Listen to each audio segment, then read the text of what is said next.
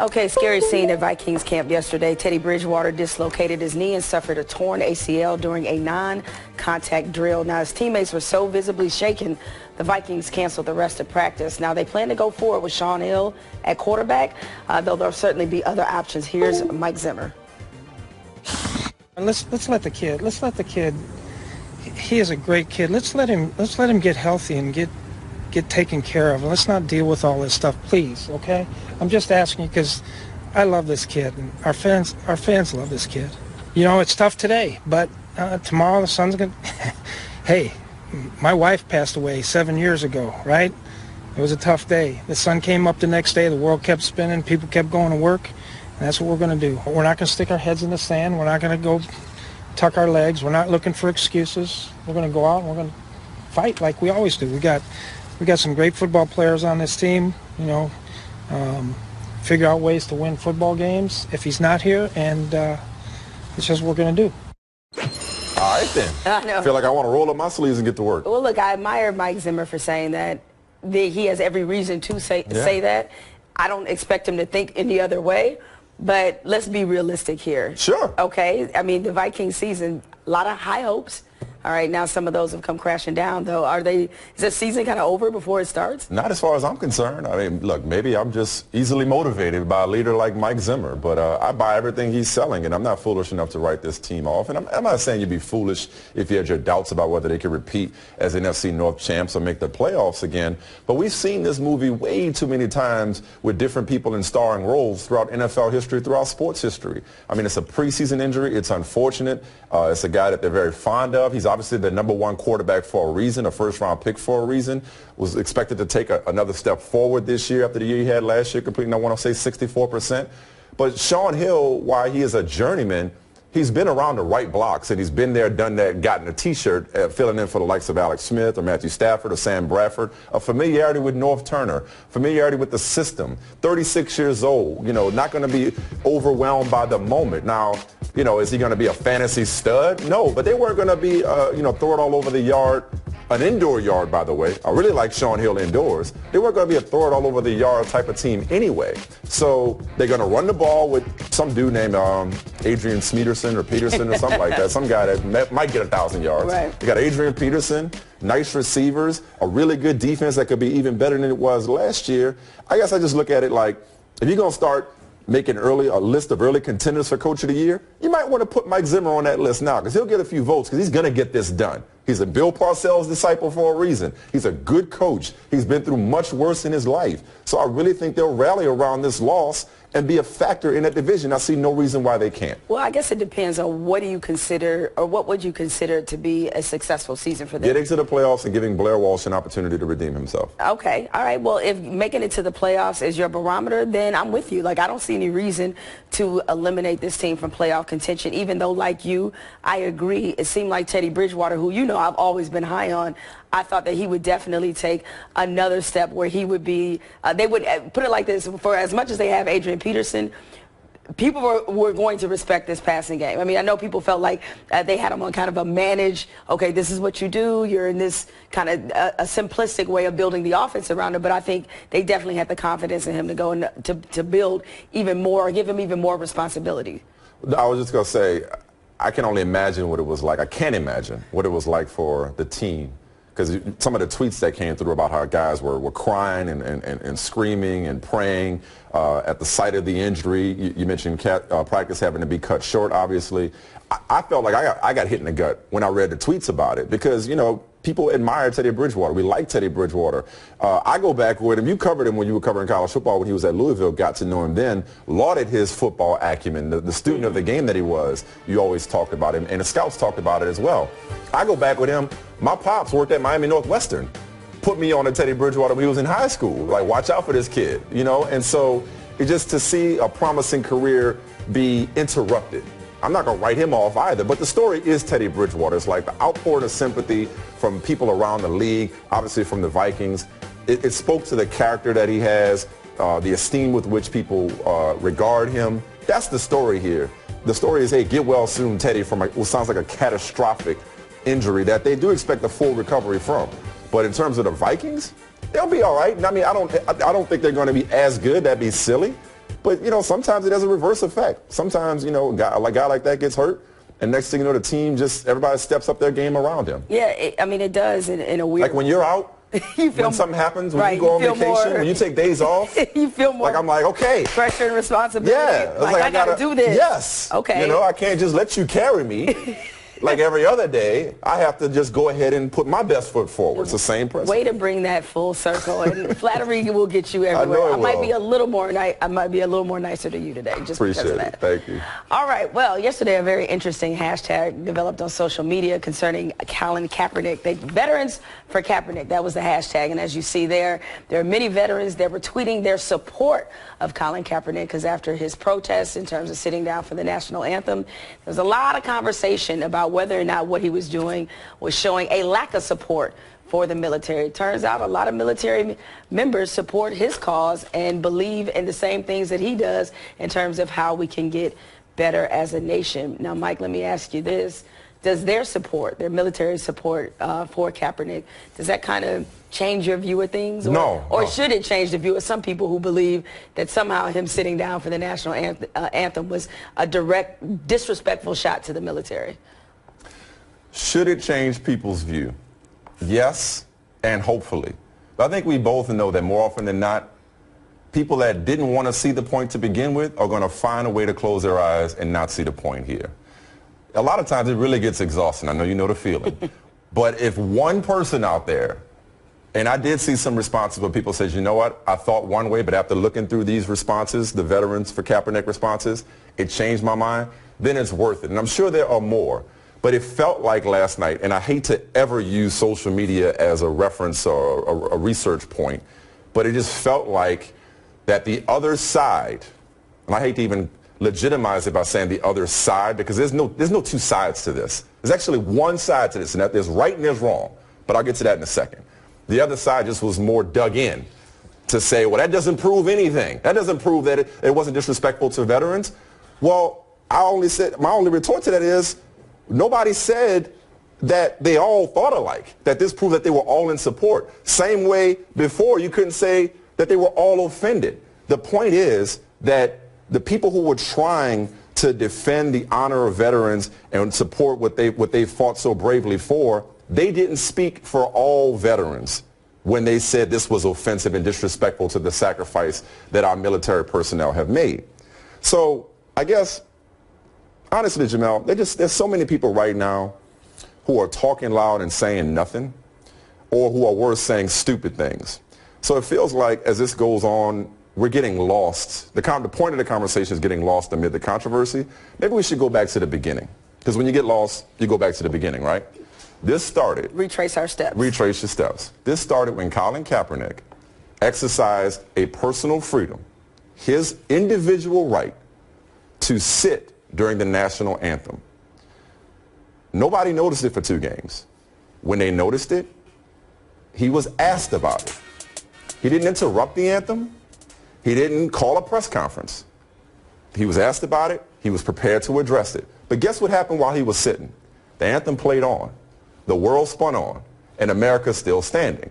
I say all that to say that what Colin Kaepernick does or doesn't do during the anthem does not affect your patriotism. It doesn't affect what you do during the anthem. It has nothing to do with whether you want to sit, stand, cry, reflect, show honor and respect for the veterans. It has nothing to do with you. So my point is, that's a personal choice. Personally, I would like to ask everybody again to take your own stock in your own personal beliefs and ask, once again, I asked the other day, I'll ask it again. Does what Colin Kaepernick did, does it upset you more than what Colin Kaepernick is talking about? And if so, why?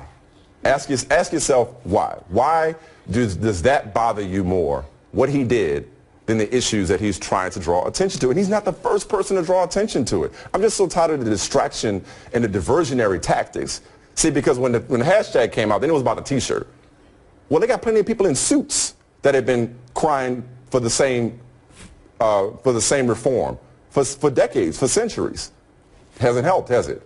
So all these different people that want to make the conversation, this, that, and the other, to say, we can have the conversation, but first, you know, let's talk about Colin Kaepernick's contradiction, or let's talk about, you know, the disrespect. No, you don't really want to have the conversation. That's what's exhausting about it. I don't think people really want to talk about it. It's just much more fun and easy for some who think this is a game and not life and death to go and discuss everything except for the central issue. Because I'm like, look, if we poured a fraction, Jamel, of the energy, the effort, and the passion, these people who are so vehemently defended the flag and defended the national anthem, take a fraction of that and pour it into fighting for the causes that Colin Kaepernick is standing, or rather sitting for. Pour it into that, and we wouldn't be having these conversations. So I'm more than willing to move on from Colin Kaepernick, who was never the story to begin with. At any point, we can stop making him this. People say, oh, he made it about himself. No, we're making it about Colin Kaepernick. We asked him. We asked him. Okay. What he did was a personal choice that a lot of people have made that we could have just ignored. But since we chose to focus on him, we've got no, he never said, hey, I'm doing this because I want y'all to talk to me more than you already did. He said this is what I believe. It doesn't matter what you believe. Right. That your beliefs don't require consent from Colin Kaepernick. So we can once and for all move on from him, and this conversation can stop going in circles. You would like to think that Veterans for Kaepernick ended the argument that it's offensive to all veterans, but you know they're going to always find a way to undermine the movement. Well, here's what was interesting. Let me get off my soapbox. Thank you very much. I appreciate it. Yeah. You're all right. Yeah, I know that was a mouthful. So here's what was interesting about it is that hashtag showed exactly what remains the root of any of the discussions about the different viewpoints on what America is about and how America needs to get better. Because I'm sure you noticed that a lot of those veterans who tweeted their support for Colin Kaepernick were African-American military members who understand. Not all, but a lot. Not all, yeah. Not all. So I don't want to paint a broad brush, but there was a significant percentage. Absolutely. A significant number. Many of them telling the same story about serving for the country, going through different tours, putting their lives on the line for our freedoms, only to come back here and be treated unfairly, unequally in many instances. Some of them even told brief stories about how they have been stopped by police despite the fact that they have served for this country. And so it just hinted on the fact that we have two Americas, and I think a lot of that is coming out in the commentary and how people have decided people telling on themselves. A lot of people are exposing themselves. And again, I mean, I'm sure there'll be a crowd and faction that people say, oh, we're not allowed to disagree.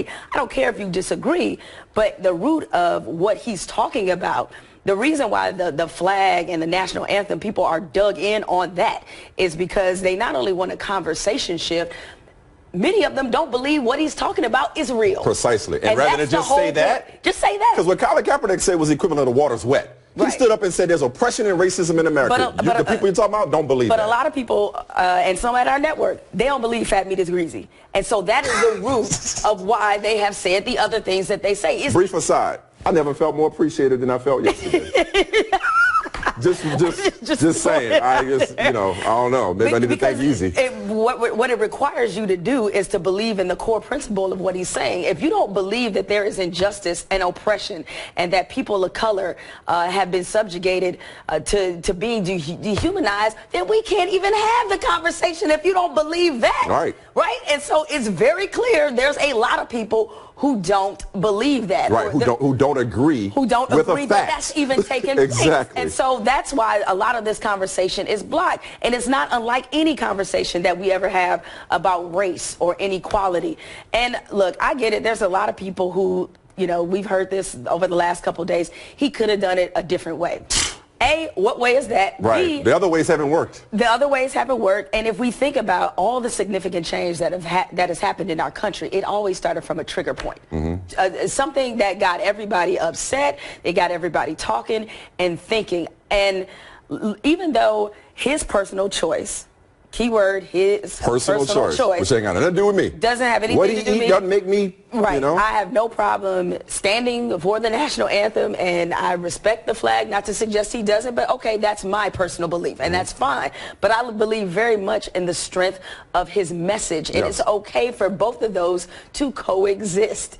And it seems like the nuance of this is being lost because people get, not surprisingly, so caught up and attached to symbols as opposed to the meaningful things that we need to be talking about. No, you hit it on the head earlier. It's just that they don't really want to talk about it because they want to debate something that really is more of a discussion with, certain people need to be doing more listening than talking at this point. Because it's like, oh, well, you need to, like, as if the onus is on the oppressed, not just to solve the oppression, not just to solve racism, but to prove that it exists in the first place. Right. When there are centuries and decades of anecdotal and empirical evidence that it does. So now if we're at a point where you're saying, well, Colin Kaepernick, his message is being compromised by his method or whatever form of alliteration you want to use to prove your point, then it's like, well, wait a second.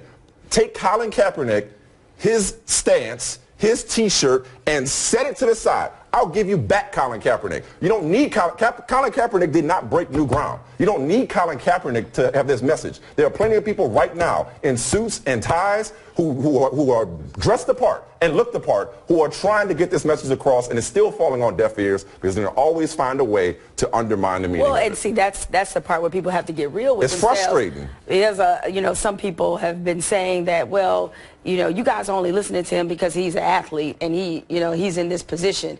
Well, that's the whole point, and that's the sadness of having these conversations.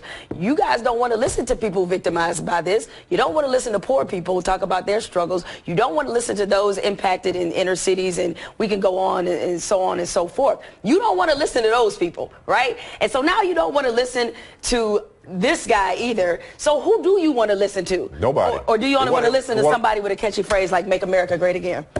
Anywho, so after the break, we're going to continue this conversation, but we got some company that'll help us do it. Damian Woody, Tim Hasselbeck, they will join us to discuss Colin Kaepernick. I listen to him, and he makes all the sense in the world. He's within his rights, and he's telling the truth as he sees it. And I am with him 100%.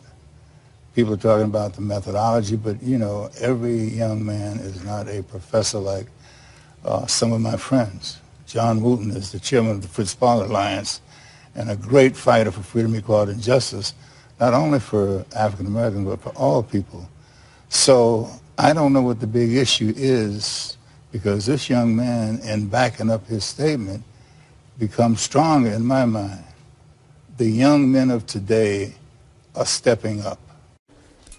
All right, another iconic athlete, activist, Kareem Abdul-Jabbar, had this to say in the Washington Post, quote, "What should horrify Americans is not Kaepernick's choice to remain seated during the national anthem, but that nearly 50 years after Muhammad Ali was banned from boxing for his stance and Tommy Smith and John Carlos's raised fists caused public ostracization, and numerous death threats, we still need to call attention to the same racial inequities. Failure to fix this problem is what's really un-American here. We would never ostracize Tim Hasselbeck and Damian Woody, two of our best NFL analysts here to discuss this. You want to flip a coin? I know y'all got a lot of heat that y'all want to bring to this. Just know that you guys are sitting with greatness right now. Two BC Eagles on set. You know we're gonna come hard. That's true. We don't expect you guys to sugarcoat anything. Mike and I spent a lot of the first part of the show talking about where we are at this point in the conversation. The fact that everybody is reacting to the reaction now. So are we just all, once again, just kind of talking in circles? Well, this is how I see the conversation has gone ever since Colin Kaepernick did what he did, is people keep talking about the action, but not the message behind the action. And anytime people of color in this country have issues, bring up issues, there's always some type of diversion to try to take the discussion, or a pivot point to try to take us away from the issues at hand. Now think about this. Muhammad Ali, obviously boycotted the Vietnam War for a lot of the same things that we're talking about today. Here we are 50-some years later, and we're still having the same issues that we were having, 50 years ago. That's the late Jackie Robinson about the and the sad thing is, it's like, aren't we all grown? What's so hard about sitting down and having a rational discussion about the plights in the black community, brown community? What is so hard for people to really have this type of discussion to the point where you got to pull out all types of tricks and diversions to try to steer the conversation away from that? Tim? Well, I think one of the reasons that it's talked about is he definitely used agitation to get attention for the cause. That's one of the reasons that agitation? No, Yeah, I mean, was that, sorry to cut you off, I know you just got it. To say he was trying to gain attention for the cause, he didn't march. All he did was sit. Right, that could have been religious. It could have been, he sat. Correct. And so really, if nobody said anything to him, he doesn't say anything. Right. And then first, when that happened, people didn't know why he was sitting. Correct. So it really wasn't clear until someone said, hey, you didn't stand for the anthem. Right. And it came out. It was the same thing the prior week. But what I'm saying is that decision to sit during the anthem caused agitation. Okay, or it gave attention, but it also agitated people. Which is a choice part of being agitated. Correct, but that's why that is also being discussed. I've said this to Damien. Part of it is, and I think in some ways we've gotten really sidetracked when we talk about, well, does he have the right to do it? You know, of course he has the right. The fact that we're even debating whether or not he has the right to do it makes no sense whatsoever. I guess what I'm saying, like I said this to Damien, you can scream and yell during a moment of silence. People do. Exactly. Yeah. Listen, there are people that protest military funerals, and they're allowed to do it. As sickening as I find that to be, they're allowed to do it. So I guess what I'm saying is that's one of the reasons people talk about how he used his platform necessary to bring attention to the cause that he was. I understand what you're saying, Tim, but that's a... I don't think it's just an aversion, Mike, to say, I don't want to talk about racial inequalities in this country. I think people... The reaction, much like what Colin Kaepernick did, your reaction, not your, I mean your in general, the reaction to Colin Kaepernick is also a personal choice. Because, okay, let's say if right now I said, let's bow our heads in prayer, and one of us decided that we didn't want to do that, that's your choice. I can be offended by that or not be. Point being, what Colin Kaepernick decided to do, he didn't say, hey, everybody, look at me. He did that for him because he felt uncomfortable and too conflicted to honor the American flag. And what I keep saying is, that has nothing to do with how I feel about the American flag, or what I do when the anthem is playing, or with Jamel, or Damien, or you. So we could have put Colin Kaepernick to bed that night and touched on the substance. Instead, okay, let's talk about the Castro t-shirt. Let's talk about everything but the issues that he's talking about, because I maintain plenty have before Colin Kaepernick and plenty will after Colin Kaepernick talk about the same things to no avail. So what's the reasoning when somebody in a suit does it in a different manner? So you can say, okay, protest peacefully, but don't sit down during the anthem. Right. You know, like what exactly is the perfect form of protest? Who would make the perfect messenger to actually get people to have a paradigm shift, to repent and change their minds when it comes to this? What does that person look like? He might actually be the perfect messenger because he has the perspective of knowing, listen, this is the way I got treated when I was with my family that raised me.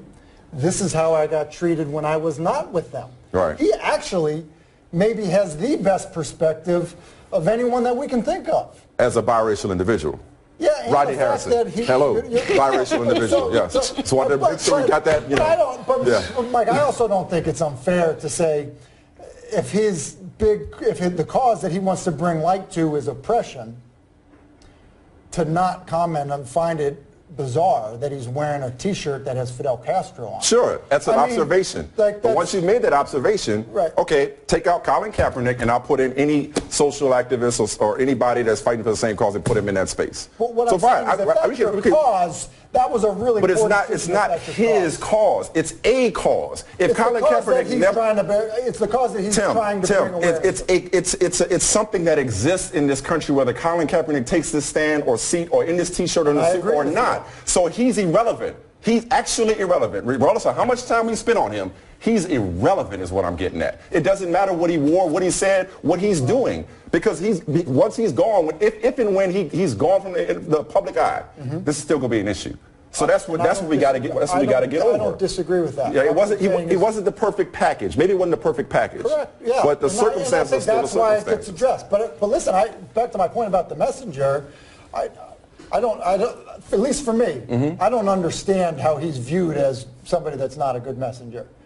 You know what I mean? I actually think he's a very good messenger for it. Despite the fact that some have paid more attention to the optics involved. But see, it goes back to the point that I made originally was people want to use the optics to divert, to kind of pivot the conversation from what's really important here. Right. And then what Colin Kaepernick was the point he's trying to prove is, the flag represents freedom and justice for all, but not all people in this country have that. Yeah. And that's the discussion that we should be having, as opposed to we talking about the flag and then people bringing up the military. Those are all just pivot points to just, keep us distracted. And the reason I love having both of y'all, too, is like, okay, so Tim, you and I are discussing this right now. Tim and I will talk off camera about this. That's why I say, like, everybody's got to make this, and we have, this the other day in the cafeteria, everybody's got to make this personal.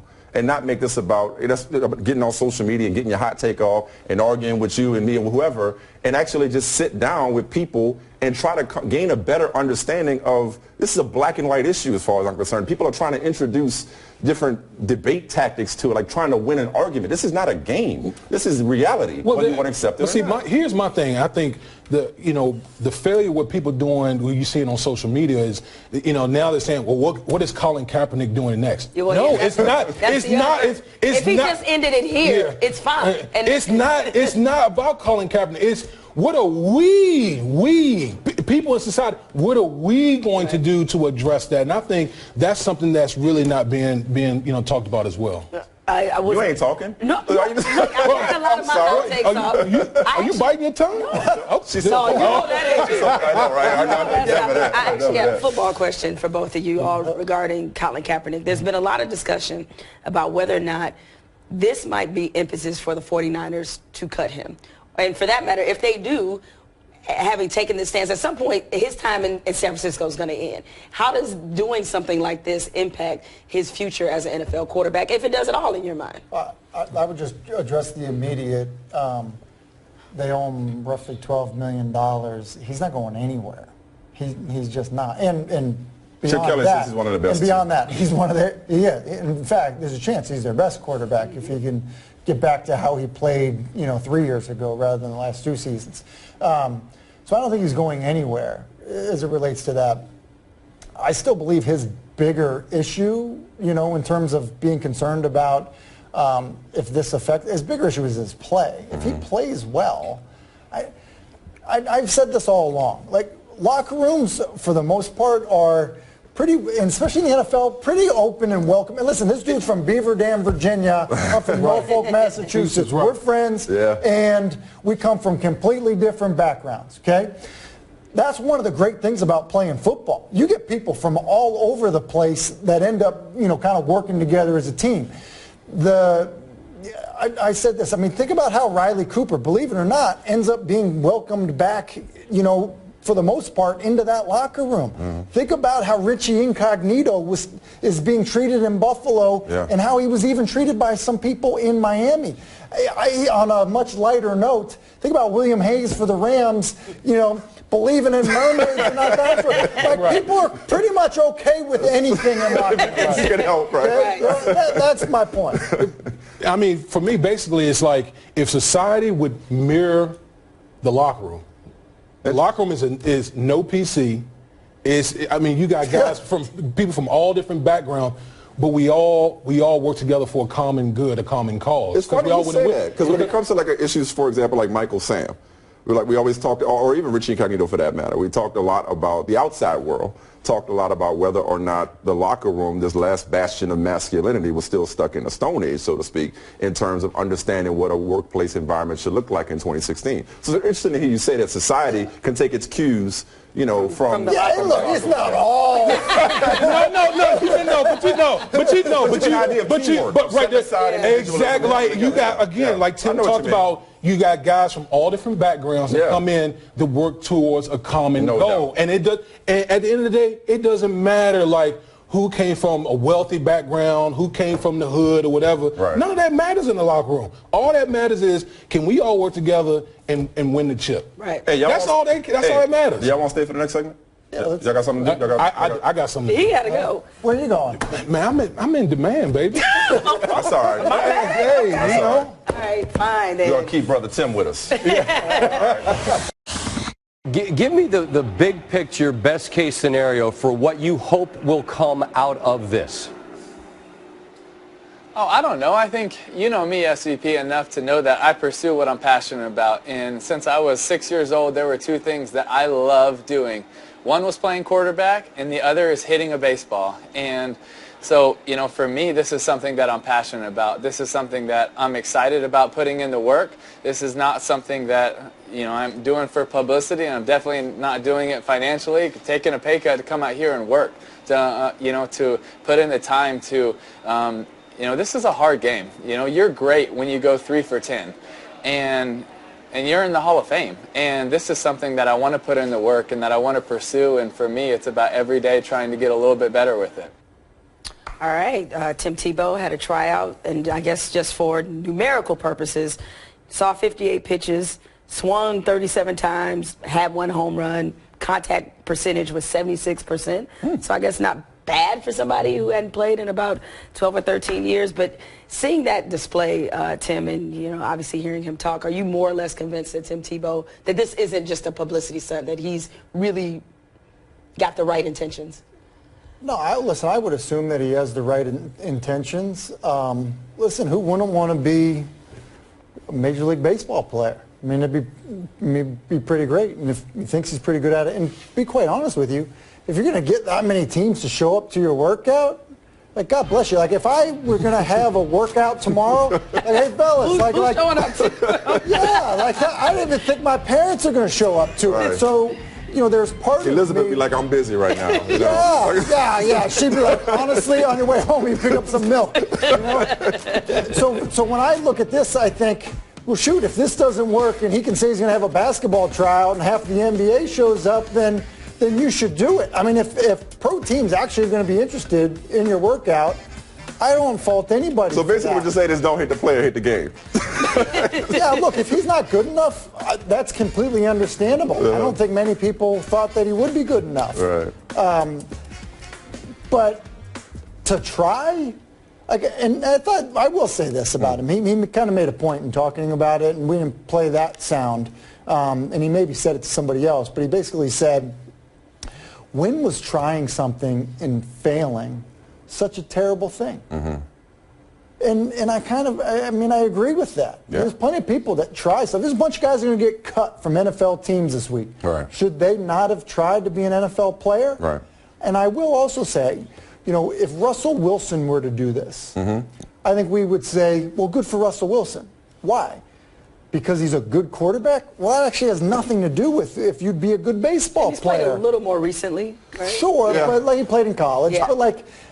But is he good enough to be? Right. Probably not. I guess, I don't think we would say he's just looking for attention. the only thing I would say, Tim, is I'm curious to see just how far he's willing to take this. When he says he's in it, he wants to do it, he's serious about it. Are you serious enough to live out a real-life Bull Durham? Are you serious enough to be on buses and to live on well beneath your means, or at least, you know, based on minor league salary, in order to do this? Because if you're looking for a major league team to disrespect the process by signing Tim Tebow, then that's not going to happen. No team in its right mind. But a lot of those teams are there not for baseball, but for business. If a minor league team is willing to sign him to sell tickets, and he's willing to go through the process of trying to work his way up from the bottom, that's fine. Because he didn't do it at quarterback. No matter how often he said, I want to play quarterback. He didn't do it at another position. I would say Exactly. that's the one point where you go. Or another league. And Mark Dunn, CFL will he take- wouldn't have been good in another league, in my How do we estimation. know? But, well, I don't believe his skill set would have fit. But a at least bigger field try. in Canada, I think his release is way too long to be good Or in the arena league. But Okay. I think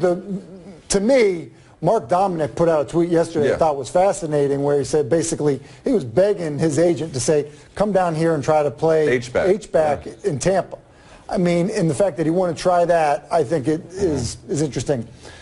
Jamal, you got something real quick before we break? No, what I was going to say is, like, I often relate this to, I relate this situation to what I tell a lot of younger journalists that approach me about wanting to do what we do is that I always tell them, see, it's really easy to love this part because I'm on ESPN and have a daily show. Get to work with Michael Smith. Like, it's real easy to love that part.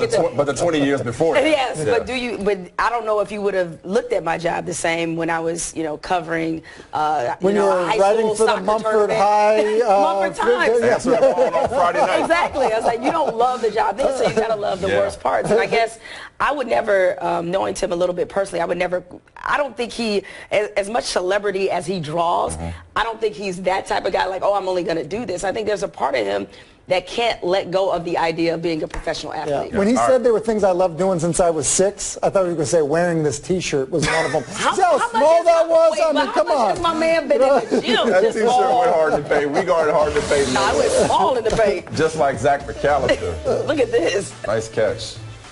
Hey, use all your body parts. Ostracization. Ostracization. You know I can't clown anybody for not pronouncing stuff. This is a feel-good story right here. So during Florida State's visit to a local middle school, team captain Travis Rudolph, I believe he was a wide receiver, sat down with a boy named Bo Paskey, who has autism. Bo was eating lunch by himself. Bo's mom, Leah, received a photo of the two, posted a heartfelt message on Facebook. Here's an excerpt. I'm not sure what exactly made this incredibly kind man share a lunch table with my son, but I'm happy to say that it will not soon be forgotten. This is one day I didn't have to worry if my sweet boy ate lunch alone because he sat across from someone who is a hero in many eyes. Wow. Just wow. Here's Rudolph on why he did it. We went to the middle school today, and Derek Hosey told us to just go around and just introduce yourself to all the kids. And then towards the end, I saw him last, and he was sitting by himself. I had got some pizza, and I asked him, can I sit down with him? He said, sure, why not? And we went from there, started a great conversation. Those kids, they really do look up to us, and I remember being in that position just not too long ago, and I feel like one person can make a difference. Yeah, that was a tremendous story. Wow. Because look, I mean, there are a lot of kids who suffer from autism. They're ostracized. They have ostracization. They have a lot of, different issues. And so I think I can understand why this mom felt that way. Look, middle school, and she even wrote this in her post, and it reminded me of when I was in middle school. It's already a tough time for a lot of reasons. Yes. You add this onto it, and then it's even... Well, even if a kid doesn't suffer with autism, there's a lot of different kids that are eating by themselves, just not a part of the in crowd. For a Florida State player, Florida State's been through a lot. Right. So really great to highlight this. This is the story of the day. Like, forget Kaepernick, forget all this. This is what it's all about right here. This guy is a hero. Be inspired by him if you're in school somewhere. Go sit next to a kid that doesn't have a whole lot of friends. Hey, no new friends for Antonio Brown. Don't come checking for his new money. The Steelers moved $4 million from next year to this year, bumping his base salary to $10.25 million this year, promising to give him a true extension after the season. That's smart business. Good job by the Steelers. We talked about needing to pay this man, made him happy, so maybe now he goes out and catches 180 balls this year. Yeah, well, he's going to catch 160, now he's up to 180. It was good to see them come across the aisle a little bit. They, as an organization, you know about their reputation. Like they have policies, and they have policies that they stick to, and it's part of the reason why they have become a great organization. But sometimes you have to make exceptions, especially for exceptional people. When you're talking about arguably the #1 offensive weapon in the NFL. So now, not that I've expected Antonio Brown to underperform if they hadn't done this, but now he can feel even better about the type of fantastic season that I know he's probably going to have, especially, well, you probably won't get him in fantasy this year. No, I was going to say fantasy owners can certainly be even happy about taking him #1 overall without that to worry about. No, I had the 4th pick. I just traded down to 13 because I wanted 13 and 20 in a 16-team league. That's not a here nor there. Nobody cares about my fantasy team. No, Tupac cares. And besides that, you're going to make us care. I know, right? See, Mr. Fantasy Man. When I'm taking you out to dinner with these... Let me stop. I'm doing too much. The countdown's coming up next. First, an honorable mention, a Korean pitcher reportedly suspended 3 games, ordered to complete 120 hours of community service for that bad pickoff attempt or decapitation attempt. Speaking of community service, shout out to Gronk, Ron Burton Award from the Patriots. Twerking on Jamel to community service. Well, that's a community service to twerk on me. His and Hers is brought to you by So we did a lot of talking. Mostly me. It won't be 5. At least you admitted it. Because usually it's not the case. Won't be 5 DTMs today, but we start with J.J. Redick. He took it all the way back when he tweeted out his former email address. Damn, why does this keep happening? From his teenage years. J.J. shoot at 3 at AOL.com. Doug McDermott and Frank Kaminsky, they also joined in and revealed some of their former email addresses. Wherever you are, what was yours, Mike? Did you have like did you do the AIM? Remember the? I wasn't like a big instant messenger guy. Oh, I had a Hotmail account. It was a sports writer. Oh, very generic. 445 something at hotmail.com. Yeah, I always. Seriously, what is this glitch in the matrix that keeps happening every time you get to DTM? I always tell the kids today. I was like, look, when you sit. Oh, you're adjusted. Oh, nice. That's teamwork making a dream work right there. Now you on camera too. When you send in, especially on a resume, don't have like, I get down like this, and, whatever. Anyway, Tom Brady, he nearly broke the internet during Tuesday's press conference when he showed up with this old, don't you forget about me, say anything, Ferris Bueller old haircut that he got. Like, bro. Forget about old me. Breakfast Club haircut. But see, hold on. You got jokes. So when you Tom Brady, you going home to Giselle. If Giselle like it, it's all good. I guess. Like if you Carmelo and you going home to Lala, walk around in the bathroom. Your name is Blair. He already won. He already won. Oh, Andrew Suspended McCartney, and he still won. Old haircut. You gotta be kidding me. Emilio Estevez. Anyway, tennis player Bernard Tomic had a few choice words for a heckler in the crowd at the U.S. Open. Take a listen.